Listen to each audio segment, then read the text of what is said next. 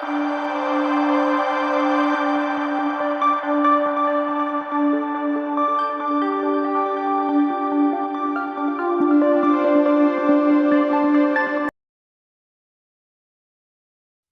വന്ന് നമ്മൾ നൽകുന്ന നിവേദ്യങ്ങൾ കഴിക്കുമോ?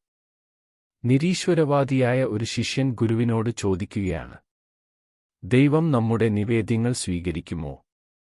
ദൈവം ഭക്ഷിക്കുകയാണെങ്കിൽ നമുക്ക് വിതരണം ചെയ്യാൻ പ്രസാദം എങ്ങനെയാണ് കിട്ടുക ഗുരോ? ഗുരു മറുപടിയൊന്നും പറഞ്ഞില്ല.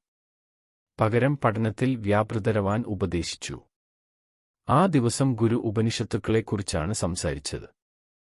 ഓം പൂർണ്ണമദ പൂർണ്ണമിദം പൂർണ്ണാത് പൂർണ്ണമുദച്യതേ പൂർണ്ണസ്യ പൂർണ്ണമാദായ എന്ന മന്ത്രം പഠിപ്പിച്ചതിനു ശേഷം ഹൃദിസ്ഥമാക്കാൻ ആവശ്യപ്പെട്ടു. കുറച്ച് സമയത്തിനു ശേഷം ശിഷ്യരുടെ അടുത്തെത്തിയ ഗുരു നിരീശ്വരവാദിയായ നൈവേദ്യത്തെപ്പറ്റി ചോദ്യമുന്നയിച്ച ശിഷ്യനെ വിളിച്ച് ഹൃദിസ്ഥമാക്കിയ മന്ത്രം ചൊല്ലിക്കേൾപ്പിക്കാൻ ആവശ്യപ്പെട്ടു. ശിഷ്യൻ മന്ത്രം ഉരുവിട്ട് കഴിഞ്ഞതിനു ശേഷം മന്ദസ്മിതത്തോടെ അടുത്തേക്ക് വിളിച്ചു. എന്നിട്ട് ചോദിച്ചു, ഗ്രന്ഥത്തിലുള്ളതെല്ലാം അതേപോലെ നിന്റെ മനസ്സിലുണ്ടല്ലോ?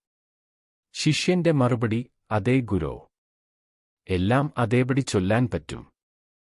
അപ്പോൾ ഗുരു പറഞ്ഞു, ഗ്രന്ഥത്തിലെ എല്ലാ വാക്കുകളും അതേപടി പകർത്തിയിട്ടും അതൊക്കെ ഇപ്പോഴും ഗ്രന്ഥത്തിൽ തന്നെ നിൽക്കുന്നതെങ്ങനെ? തുടർന്ന് ഗുരു വിശദീകരിക്കാൻ തുടങ്ങി. നിന്റെ മനസ്സിലുള്ള വാക്കുകൾ സൂക്ഷ്മസ്ഥിതിയിലാണ്. ഗ്രന്ഥത്തിലുള്ള വാക്കുകൾ സ്ഥൂലസ്ഥിതിയിലും. ദൈവവും സൂക്ഷ്മസ്ഥിതിയിലാണ്. നമ്മൾ അർപ്പിക്കുന്ന നിവേദ്യം സ്ഥൂലസ്ഥിതിയിലുള്ളതും. സൂക്ഷ്മസ്ഥിതിയിലുള്ള ദൈവം സ്ഥൂലസ്ഥിതിയിൽ നമ്മൾ അർപ്പിക്കുന്ന നിവേദ്യം സൂക്ഷ്മസ്ഥിതിയിൽ സ്വീകരിക്കുന്നു. അതുകൊണ്ടുതന്നെ അതിന്റെ അളവിൽ മാറ്റമുണ്ടാവുന്നില്ല.